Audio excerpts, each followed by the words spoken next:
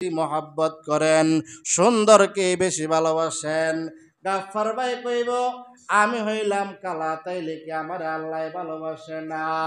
অন্যত্র হাদিসের মধ্যে আল্লাহর রাসূল বলেন, ইন্নাল্লাহা লা ইয়ানজুরু ইলা সুওয়ারিকুম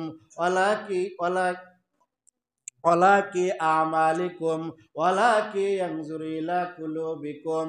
আল্লাহ তাআলা আমার সুন্দর চেহারার দিকে তাকায় না, আমার সুন্দর দেহের দিকে তাকায় না, আমার সুন্দর পোশাকের দিকে তাকায় না।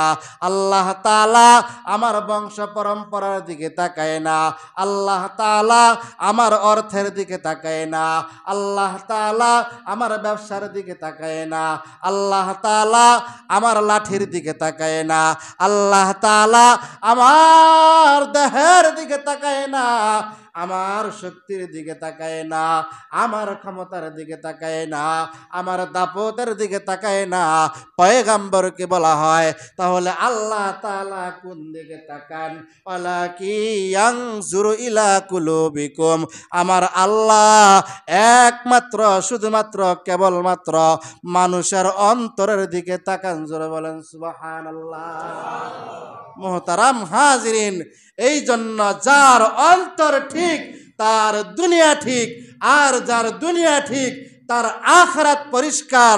মুহতারাম হাজিরিন, আজকের এই দিনে রাসূল আকরাম সাল্লাল্লাহু আলাইহি সাল্লাতু ওয়াস সালামের অসংখ্য অগণিত হাদিস দ্বারা প্রমাণিত, ইযা কানা লাইলাতুন নিসফি মিন শাবান ফাকুমু লাইলাহা ওয়া সুমু নাহারাহা। শাবানের 15 তারিখ 14 তারিখ দিবাগত রাত্রে তোমরা রাত্র জাগরণ করবা, পরের দিন রোজা রাখবা।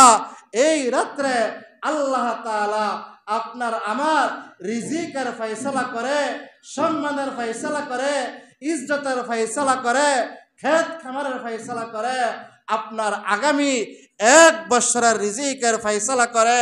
মুহতারাম হাজিরিন, এই রিজিকের ব্যাপারে আজ বাদ এশা থেকে গুরুত্বপূর্ণ আলোচনা হবে।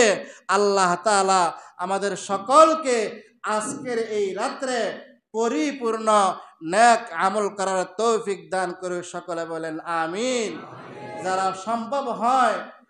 সম্ভব হলে সন্ধ্যার পরে একটু গায়ে গোসল করা, এটা হলো মুস্তাহাব আমল। অনেকে বলবো দেখছাত হুজুরে কয় কি আমরা ওক্ত মতো নামাজই পড়ি না, আমরা বলে সব বরাতের দিন গোসল করতাম। আপনি ওক্ত মতো নামাজ পড়েন না, এটা আপনার ব্যক্তিগত বিষয়। সারা বছর নামাজ পড়েন না, আপনার ব্যক্তিগত বিষয়। আপনি যদি এই রাত্রে কোরআন হাদিসের ব্যাখ্যা বিশ্লেষণ আমার কাছে স্পষ্ট, এই রাত্রে যদি আপনি একটু শীতের রাত্রে হইল যদি একটু গোসল কইরা ভালো কাপড় পরিধান কইরা আপনি 2 রাকাত নামাজ পড়েন, আর আল্লাহ যদি কয় সারা বছর তুই নামাজ পড়স নাই, মানুষের হক মারছস, মানুষকে মারধর করছস, মানুষের হক নষ্ট করছস, অন্যের সাথে লাগালাগি করছস, ঘুষ খাইছস, সুদ খাইছস, আর তুই আজকে আইসা বেলাজার মতো নির্লজ্জ বেহাইয়া বেশরবার মতো আমি আল্লাহ তাআলার দরবারে তুই তোর কপালটা ঠেকাই দিলি, যা আমি আল্লাহ তাআলা তোরে মাফ করে দিলাম। না আমার মনে হয় লস হয়ে যাবো নাকি? কেউ লস হইব?